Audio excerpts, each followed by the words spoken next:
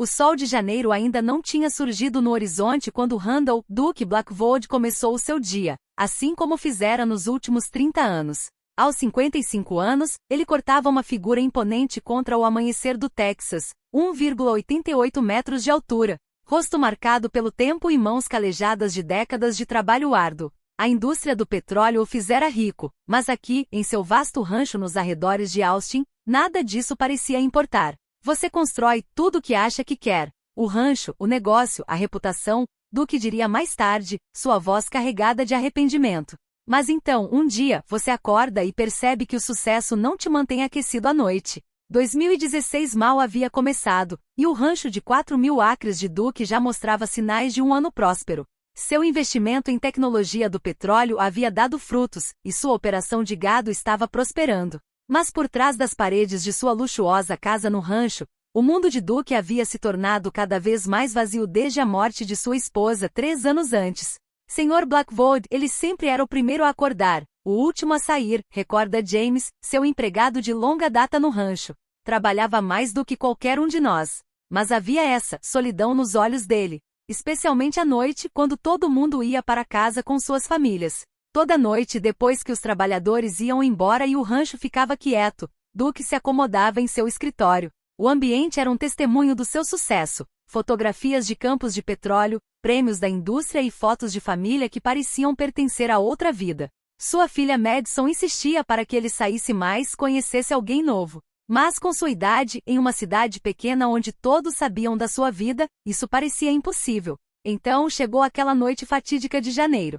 Enquanto Duke rolava seu feed de redes sociais, um anúncio chamou sua atenção: namoro na América Latina, encontre o seu par perfeito. Talvez fosse o bourbon, ou talvez o peso de mais uma noite solitária, mas algo fez clicar. O perfil que mudaria tudo apareceu quase imediatamente. Isabela Torres, 24 anos, de Monterrey, México. Suas fotos mostravam uma jovem deslumbrante, com pele oliva e olhos escuros que pareciam penetrar a tela. Ela posava em frente a uma boutique moderna, e seu perfil a descrevia como uma proprietária de negócios de sucesso à procura de companhia madura. Seu rancho parece incrível, dizia a primeira mensagem dela. Sempre sonhei em visitar o Texas. Duke parou, seu cursor pairando sobre o botão de resposta. Na luz tênue de seu escritório, ele não sabia que esta simples mensagem o levaria por um caminho do qual talvez não houvesse retorno. Que o calor que ele tanto buscava se transformaria em algo muito mais sinistro. Olhando para trás, houve tantos sinais de alerta, sua filha Madison diria mais tarde aos investigadores, sua voz quebrando. Mas o papai, ele só queria acreditar que alguém poderia amá-lo de novo. Foi isso que o tornou perfeito para a armadilha deles. Enquanto Duke digitava sua resposta, o relógio na parede de seu escritório marcava mais da meia-noite. Do lado de fora, o vento do Texas uivava pelo rancho vazio, como se tentasse alertá-lo sobre o pesadelo que estava prestes a começar. O que começou como mensagens casuais rapidamente se transformou em algo mais. Duke se viu checando seu telefone constantemente, ansioso pelas respostas de Isabela. Ela tinha uma maneira de usar palavras que o fazia se sentir compreendido, apreciado e mais perigosamente jovem novamente. As conversas deles durante a noite variavam de seu negócio de boutique aos seus empreendimentos no petróleo, de sonhos compartilhados a confissões íntimas. A vida em Monterrey pode ser solitária, Isabela escreveu uma noite. Gerenciar um negócio com minha idade, as pessoas não te levam a sério. Mas você entende isso, não é, Duke? O que é construir algo do nada? Suas palavras tocaram uma corda. Duke entendia e a cada mensagem, a diferença de idade entre eles parecia importar cada vez menos. As histórias de Isabela eram cuidadosamente elaboradas.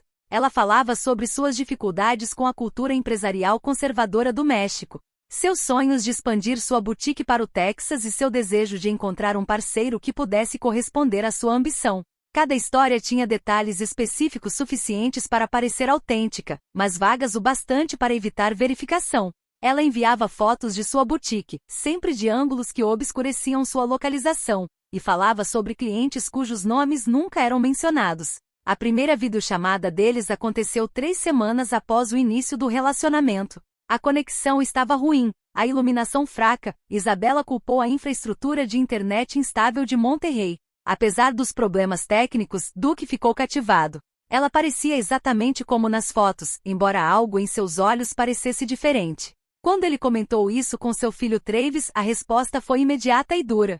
Papai, você está falando sério? Uma dona de boutique de 24 anos que mal consegue fazer uma videochamada decente, mas diz que gerencia um negócio de sucesso? Acorda! Travis saiu furioso do jantar semanal da família, deixando Duke defensivo e irritado. Madison tentou uma abordagem mais suave.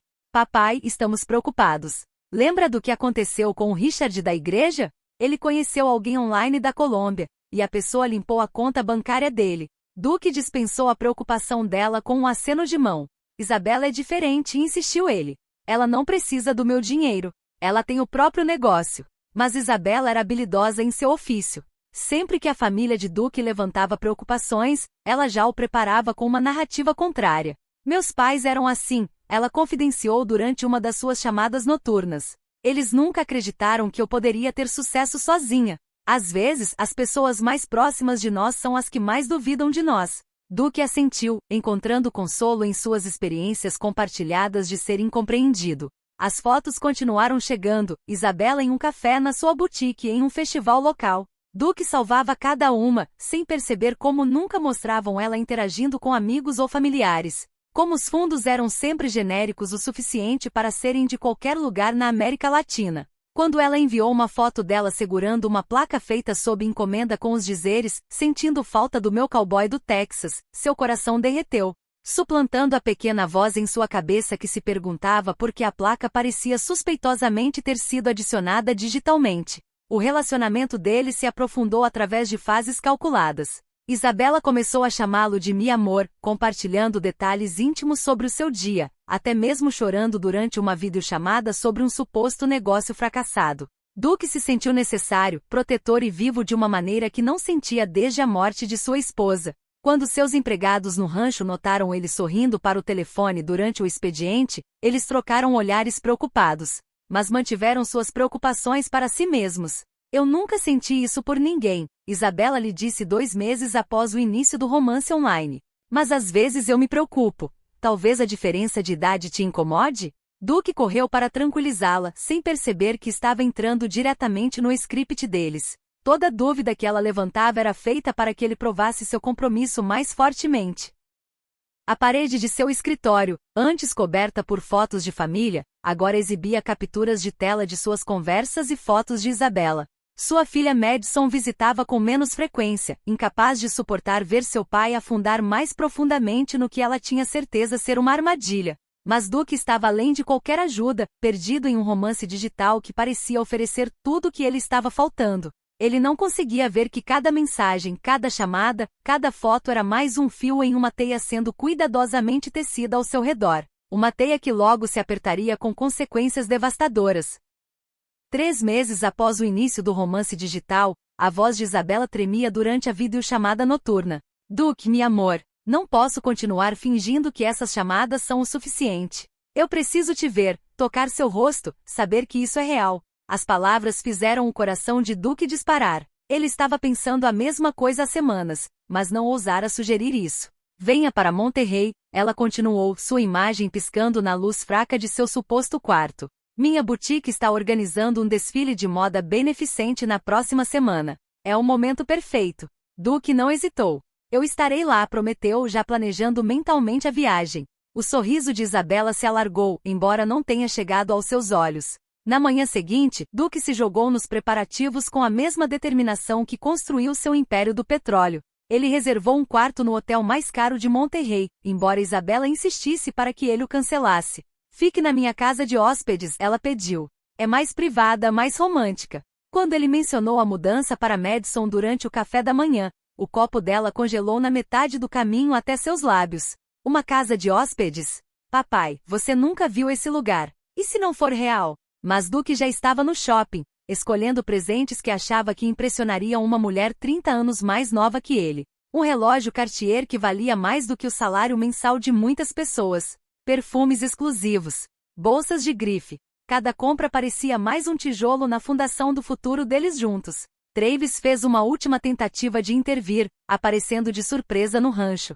Eu investiguei, disse ele, espalhando impressões na mesa de cozinha de Duke. Não há nenhuma boutique registrada sob o nome Isabela Torres em Monterrey. O endereço que ela te deu? Não existe. O rosto de Duque se endureceu. Filho, eu sei que você está bem intencionado, mas eu não sou algum velho senil sendo enganado. Eu já fiz videochamada com ela. Eu vi o negócio dela. Na noite anterior à sua partida, Duque organizou o que esperava ser um jantar familiar celebratório. Em vez disso, foi mais como um funeral. Madison mal tocou em sua comida, enquanto Travis manteve um silêncio pétreo. Apenas a mais nova, Sarah, tentou algo normal, fazendo perguntas sobre a boutique de Isabella que Duque respondeu com entusiasmo ensaiado. Mas nos prometa uma coisa, Madison finalmente disse, sua voz rachando. Compartilhe sua localização conosco. Mantenha o celular ligado. E se qualquer coisa parecer errada, qualquer coisa, você volta para casa imediatamente. Duque concordou, mais para aliviar a preocupação deles do que por qualquer preocupação real. Afinal, ele havia sobrevivido aos negócios do petróleo no Texas. Quão perigosa poderia ser uma dona de boutique de moda? Naquela noite, enquanto Duque fazia suas malas, ele se demorou sobre uma foto de sua falecida esposa. Eu acho que você ia gostar dela, Marie, sussurrou. Ela tem o seu espírito. A ironia dessas palavras o assombraria mais tarde. Sua mala era um testemunho de esperança e vulnerabilidade. Presentes caros cuidadosamente embrulhados, seus melhores ternos.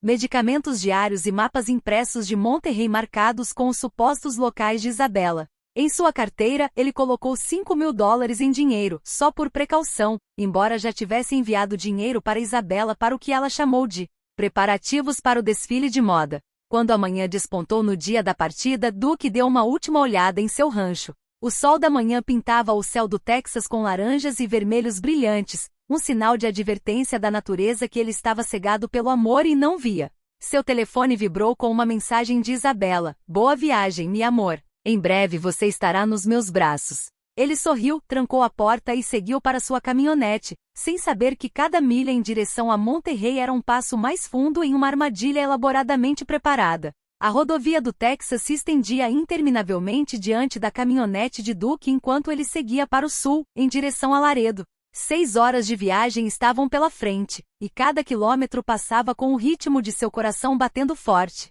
Ele já havia feito essa viagem incontáveis vezes por negócios, mas nunca com tanta antecipação, nunca com tanto propósito. A última selfie de Isabella, supostamente tirada no estoque de sua boutique, iluminou a tela de seu celular em um ponto de parada, acabando os preparativos para sua chegada, meu amor. O amanhecer mal havia surgido quando ele deixou Austin, mas quando chegou em San Antônio, o sol de março batia implacavelmente. O telefone de Duque não parava de vibrar, mensagens de seus filhos alternando com as atualizações de Isabella. O texto de Madison era curto. Compartilhamento de localização ainda está ativo? Travis enviou artigo sobre avisos de viagem para o México. Sarah escreveu apenas, te amo, papai. Fique seguro. Ele respondeu a todos com tranquilizações, mas apenas se demorou nas mensagens de Isabella.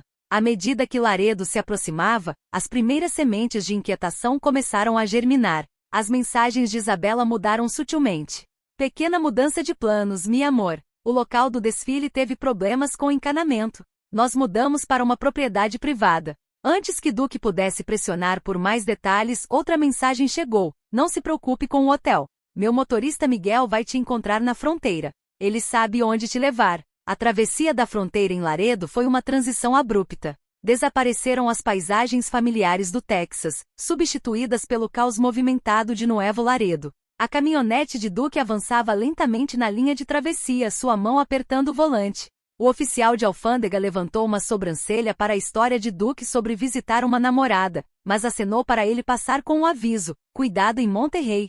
Senhor, nem tudo é o que parece. Logo após a fronteira, seu telefone emitiu outra mensagem de Isabella. Miguel está em uma Escalade prata. Ele está usando um chapéu vermelho. Confie nele, meu amor. Duque parou em um posto de gasolina procurando pelo veículo. A Escalade prata apareceu em minutos, dirigida por um homem cujo rosto parecia permanentemente em um sorriso exagerado. Senhor Blackwood? Isabella pede desculpas. Ela está muito ocupada com os preparativos do desfile. Seguindo a Escalade pelas periferias industriais de Monterrey, a caminhonete de Duque passou por fileiras de armazéns abandonados e fábricas fechadas. Esta não era a cidade vibrante que Isabella havia descrito, com suas boutiques e cafés. Você tem certeza de que este é o caminho certo? Duque ligou para Miguel no número que Isabella havia fornecido. Sim, senhor. O novo local de Isabela é muito exclusivo, muito privado. O sol estava se pondo quando viraram em uma estrada de terra, as luzes da cidade se afastando atrás deles. O sinal do telefone de Duke começou a enfraquecer, o aplicativo de compartilhamento de localização lutando para atualizar. Uma última mensagem de Isabela chegou. Quase lá, meu amor. Não vejo a hora de finalmente te abraçar. A mensagem terminou com um emoji de coração, mas algo sobre o tom parecia diferente, quase mecânico. A escalade de Miguel levantou poeira enquanto os conduzia mais fundo em um complexo industrial. Cercas de arame farpado cobriam a estrada. Os instintos de Duke, afiados por décadas no impiedoso negócio do petróleo, gritavam para que ele virasse. Mas o pensamento de Isabela, esperando de todos os planos que haviam feito, o empurrou para frente.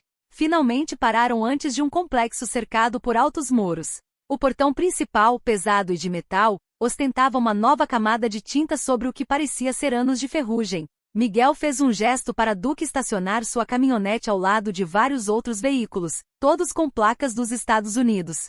Isabela está esperando lá dentro, senhor. Por favor, me siga. Quando Duke saiu de sua caminhonete, o ar da noite estava carregado com o cheiro de diesel e algo mais, algo químico e forte. Ele notou movimento nas sombras perto dos cantos do complexo. Homens tentando parecer casuais, com as mãos escondidas sob os casacos apesar da noite quente. O sorriso de Miguel nunca vacilou enquanto o conduzia em direção ao portão, mas agora parecia mais um sorriso de predador. O portão de metal pesado se fechou atrás deles com o som de uma porta de prisão batendo. Nesse momento, parado na escuridão crescente de um complexo industrial mexicano, longe da boutique glamourosa que ele havia imaginado, Duke finalmente percebeu o que sua família sempre viu. Mas por essa altura, já era tarde demais.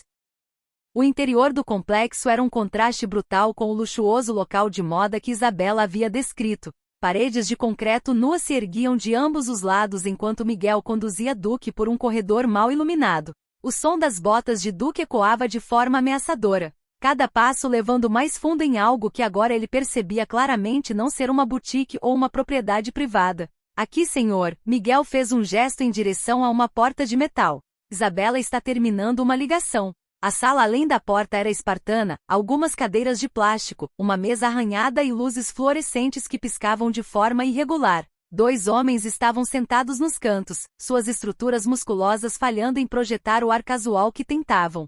Por favor, sente-se, um deles disse, com um sotaque claramente não mexicano. Somos os primos de Isabela. O erro gramatical fez um calafrio percorrer a espinha de Duke. Aqueles homens não eram primos de ninguém, e ele estava agora certo de que Isabela não existia. De volta a Austin, Madison olhava para seu telefone. O marcador de localização de seu pai não havia se movido por 30 minutos, congelado em algum complexo industrial nos arredores de Monterrey. As mensagens dela não recebiam resposta. Algo está errado, ela disse a Travis pelo telefone. O sinal dele está preso no meio do nada. A verdade se revelou com uma brutal eficiência. Quando Duke alcançou seu telefone, o homem maior dos dois se moveu com uma velocidade surpreendente. Uma mão se fechou sobre o pulso de Duke, enquanto outra figura emergiu de trás, pressionando algo frio e metálico contra seu pescoço. Senhor Blackwood, uma voz feminina sibilou. Bem-vindo à minha boutique. Ela entrou em cena, alta, elegante, mas pelo menos 40 anos mais velha. Nada como as fotos de Isabela. Devo dizer, você é mais impressionante pessoalmente do que nas videochamadas. Seu sorriso era afiado como uma lâmina, seus olhos frios e calculistas. Onde está Isabela? Duke exigiu, embora já soubesse a resposta. A mulher riu, um som como vidro quebrando. Pobre Duke. Isabela era um sonho que nós te vendemos. E você comprou tão facilmente. O rico fazendeiro solitário, tão desesperado por amor jovem. Travis andava pela sala de estar, registros de chamadas espalhados pela mesa de café. A última chamada do papai foi às 6 horas, logo após a fronteira, ele disse a Madison. Mas olha esses textos da Isabela, o padrão de digitação mudou completamente na última hora. O mundo de Duke se transformou em um pesadelo. Eles levaram tudo, seu telefone, carteira, relógio, até mesmo seu cinto e botas. A mulher, que se chamava Carmen, rolava seu telefone com uma eficiência treinada. Que família amorosa você tem, ela zombou. Tão preocupados com você. Deveríamos contar para eles onde você está? Minha família vai chamar a polícia, Duke avisou, tentando manter a voz estável. A risada de Carmen se tornou cruel. A polícia? Nesta parte de Monterrey? Eles sabem melhor do que interferir. Agora vamos falar sobre o seu rancho, seus investimentos em petróleo e quanto seus filhos pagariam para ver você vivo novamente. Sarah foi a primeira a chegar ao escritório do FBI em Austin. Nosso pai, explicou ela, segurando as lágrimas, ele foi ao México encontrar alguém. Achamos que é uma armadilha. O rosto do agente ficou sério enquanto ela mostrava as mensagens, a localização suspeita, as mudanças repentinas nos padrões de comunicação. Horas se arrastaram na prisão de concreto de Duke. Seus captores eram profissionais, metódicos em sua crueldade. Eles o fotografaram, amarrado e ensanguentado para fotos de prova de vida. Carmen ditava mensagens de resgate para sua família, se divertindo com cada palavra que fazia Duke se estremecer. 5 milhões de dólares, anunciou ela. Esse é o preço pela vida do seu pai. A mensagem foi enviada para o telefone de Madison, junto com imagens que a assombrariam para sempre. Os agentes do FBI se moveram rapidamente, reconhecendo as características de uma operação sofisticada de cartel. Duke pensou nos avisos de seus filhos, em todos os sinais vermelhos que ignorou. Cada soco, cada ameaça, cada momento de terror foi o preço de sua cegueira voluntária. No seu bolso, eles haviam perdido algo, um pequeno dispositivo de rastreamento que Sarah havia colocado em sua carteira no último jantar. Só por precaução, ela sussurrou. Era sua única esperança agora. A unidade anti-sequestro do FBI trabalhou durante a noite. Este grupo já é conhecido por nós, disse o agente principal aos filhos de Blackwood. Eles já fizeram isso antes, visando americanos ricos através de sites de namoro. Mapas do setor industrial de Monterrey cobriam as paredes com a última localização conhecida de Duke marcada em vermelho. À medida que a escuridão caía sobre o complexo, Duke ouviu seus captores planejando seu destino em espanhol rápido, captando palavras suficientes para entender a gravidade da situação. A operação de Carmen era maior do que ele imaginara. Múltiplas vítimas, múltiplos golpes, tudo orquestrado com precisão teatral. 400 milhas de distância, seus filhos se reuniam ao redor do centro de comando do FBI, assistindo às imagens de satélite do complexo. A operação de resgate estava sendo planejada, mas o tempo estava se esgotando. Cada hora aumentava o risco de Duke se tornar mais uma estatística, mais um conto de advertência sobre os perigos do romance online. O escritório de campo do FBI em Austin zumbia com atividade enquanto a agente especial Diana Reis espalhava dezenas de arquivos sobre a mesa de conferências. Duke Blackwood não era o primeiro caso deles, ele era apenas a última vítima em um padrão que eles vinham rastreando por meses. Outros 6 homens americanos desapareceram em Monterrey sob circunstâncias semelhantes, todos atraídos por misteriosas jovens de sites de namoro. O perfil é sempre o mesmo, explicou Reis aos irmãos Blackwood. Homens bem-sucedidos com mais de 50 anos, geralmente viúvos ou divorciados. Os golpistas estudam suas vítimas por meses criando a isca perfeita. Ela puxou o perfil de Isabela, agora um fantasma no mundo digital. Eles constroem histórias de fundo elaboradas, negócios falsos, vidas inteiras fictícias. As mãos de Madison tremiam enquanto ela destravava o laptop de seu pai. A equipe cibernética do FBI trabalhou rapidamente, desenrolando meses de comunicações. As mensagens de Isabela revelaram manipulação cuidadosa, cada resposta calculada, cada foto estrategicamente compartilhada. As fotos da boutique que Duke havia recebido foram rastreadas para várias lojas pela América Latina, digitalmente alteradas para remover detalhes identificáveis. Olhem isso, Travis apontou para um thread de mensagens. Toda vez que papai mencionava que ia visitá-la, ela criava alguma emergência. Um desfile de moda cancelado, uma crise familiar, um problema de negócios. Eles estavam comprando tempo, construindo confiança até ele estar completamente envolvido. O padrão era clínico, preciso, uma máquina bem ajustada projetada para separar homens vulneráveis de suas riquezas. A descoberta veio de uma fonte inesperada. O dispositivo de rastreamento de Sarah, descartado pelos sequestradores como um simples adorno de carteira, ainda estava transmitindo. A agente Reis coordenou com as autoridades mexicanas, mas a resposta foi preocupante. A polícia local parecia relutante em investigar certas áreas do setor industrial de Monterrey. Identificamos a mulher por trás de Isabela Carmen Valdez, revelou Reis, fixando uma foto de vigilância no quadro. Ela foi ligada a pelo menos 12 outros golpes em todo o México. Mas ela está protegida, conectada ao cartel de Nuevo León através de seu irmão. As fotos da cena do crime de casos anteriores fizeram Madison sair correndo da sala, sobrecarregada com as imagens do que seu pai poderia estar sofrendo. À medida que a investigação se aprofundava, um padrão mais sombrio surgia. O cartel não estava apenas conduzindo golpes românticos, eles os usavam para identificar alvos ricos para sequestro e extorsão. Os registros bancários mostraram valores de resgate semelhantes, sempre exigidos em criptomoeda, sempre seguindo o mesmo roteiro teatral de amor transformado em pesadelo. O complexo onde estão mantendo seu pai, a agente Reis apontou para imagens de satélite, está no nosso radar. Vítimas anteriores relataram detalhes idênticos, a escalade de prata, o homem de boné vermelho, a localização industrial. Mas quando as autoridades se moviam já estava sempre vazio. Travis estudou obsessivamente o layout do complexo. O cartel move suas vítimas através de uma rede desses edifícios, observou, sua experiência na indústria petrolífera ajudando-o a entender a paisagem industrial. Eles estão usando locais de manufatura abandonados, lugares com múltiplas rotas de fuga. Uma força-tarefa conjunta foi formada, FBI, DEA, Polícia Federal Mexicana e unidades de operações especiais. Eles enfrentavam um equilíbrio delicado. Mover-se muito devagar e Duke poderia se tornar mais uma estatística. Mover-se muito rapidamente e o cartel poderia eliminar a testemunha. Cada hora trazia novas evidências da sofisticação da operação. Esses não são apenas criminosos oportunistas, explicou Reis. Eles estão administrando um negócio. Cada vítima é pesquisada, cada cenário roteirizado. A mulher que você vê nas chamadas de vídeo não é nem mesmo a Carmen. Eles usam garotas mais jovens para as chamadas, sempre com iluminação fraca, sempre com conexões ruins. Para esconder a fraude. Sarah descobriu tentativas mais antigas de golpe nos e-mails de Duke, outras Isabelas que tentaram e falharam em atraí-lo ao longo dos anos.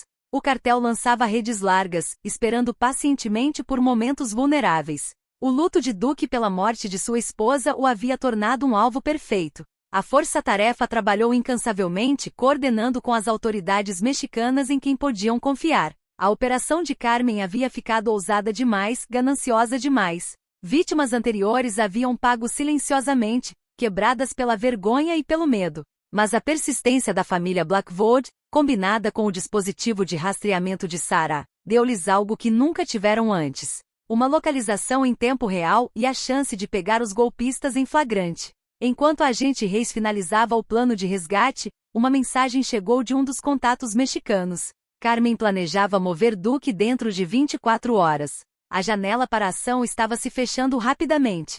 A noite caiu sobre o setor industrial de Monterrey como um pesado cobertor. Dentro do complexo, Duke oscilava entre a consciência e a inconsciência, seu rosto inchado da última tentativa de persuasão dos homens de Carmen. Eles estavam cada vez mais agitados à medida que as horas passavam sem que sua família atendesse às exigências. Através da névoa de dor, ele ouviu vozes urgentes e passos apressados.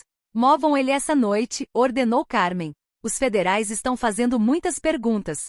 Suas palavras enviaram um calafrio pelo corpo machucado de Duke. Movimento significava liberdade ou uma cova rasa, e ele já ouvirá o suficiente para saber qual era mais provável. A força-tarefa se mobilizou sob a cobertura da escuridão. As forças especiais mexicanas tomaram a frente, com equipes táticas do FBI fornecendo suporte. O dispositivo de rastreamento de Sarah lhes deu algo precioso, certeza. Eles sabiam exatamente qual edifício estava com o alvo, eliminando a necessidade de procurar pelo complexo espalhado. Carmen estava no meio de outra ligação ameaçadora para Madison quando as primeiras explosões abalaram o complexo. Flashbangs explodiram pelas janelas enquanto equipes de assalto invadiam por múltiplos pontos de entrada. A resposta dos sequestradores foi imediata e violenta. Tiros eclodiram, ecoando nas paredes de concreto. Duke ouviu o caos se desenrolando acima. Em sua cela sem janelas, cada explosão parecia a salvação se aproximando. Então sua porta se abriu. Carmen com os olhos arregalados, pistola em punho. Você ainda vale alguma coisa, ela rosnou, agarrando seu braço. Mas enquanto ela o arrastava em direção a uma saída secreta, anos de trabalho no rancho e experiência no campo de petróleo surtiram efeito. Duke jogou seu peso para trás, fazendo com que ambos colidissem com a parede. As equipes de resgate os encontraram ali. Carmen inconsciente pelo impacto, Duke mal ciente dos homens armados chamando seu nome. FBI. Senhor Blackwood, você está seguro agora. As palavras pareciam vir de longe enquanto a escuridão finalmente o tomava. O telefone de Madison tocou às 3h47 da manhã. Nós o temos, disse a agente Reis simplesmente. Ele está vivo. Os irmãos Blackwood caíram nos braços um do outro, as lágrimas fluindo livremente. O pai deles estava voltando para casa. Duke passou 2 semanas em um hospital de Monterrey antes de estar estável o suficiente para ser transportado de volta para o Texas. Seus ferimentos cicatrizariam, mas as feridas psicológicas eram mais profundas. O homem que retornou ao rancho era diferente, mais cauteloso, mais silencioso, assombrado pelas memórias daqueles 4 dias no inferno. A organização de Carmen desmoronou rapidamente. A operação resultou em evidências que levaram a dezenas de prisões no México e nos Estados Unidos. Discos rígidos revelaram centenas de vítimas em potencial, homens que haviam sido preparados mas ainda não haviam sido alvos. A investigação descobriu uma rede de golpistas profissionais, hackers e executores de cartel, todos trabalhando juntos para explorar a solidão humana. Duke testemunhou contra eles de Austin, sua família ao seu redor enquanto ele contava seu sofrimento por meio de link de vídeo.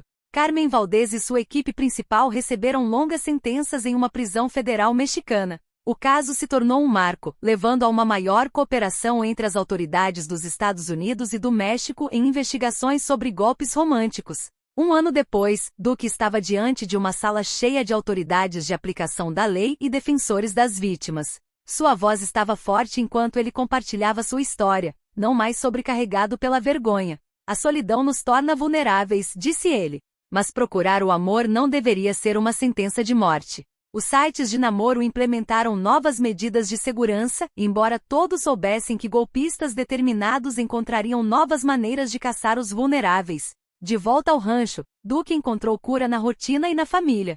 Seus filhos o visitavam com mais frequência e os jantares familiares semanais foram retomados. A parede de seu escritório, antes coberta com as fotos de Isabela, agora exibia fotos de seus netos. Ele havia perdido sua fortuna, mas ganhou algo mais valioso, uma segunda chance na vida e uma apreciação mais profunda pelo amor que sempre esteve lá. Sarah manteve o dispositivo de rastreamento que ela colocará na carteira de Duke, agora emoldurado em sua sala de estar. Uma lembrança de que às vezes os menores atos de amor e previsão podem significar a diferença entre a vida e a morte. O sol do Texas ainda surgia todas as manhãs sobre o rancho de Duke, mas ele já não o observava mais sozinho. Sua história se tornou um aviso para outros, um testemunho da vulnerabilidade e resiliência humana. No final, Duke Blackwood encontrou o que sempre procurou, não nas falsas promessas de um romance digital, mas no amor inabalável da família que ele já tinha.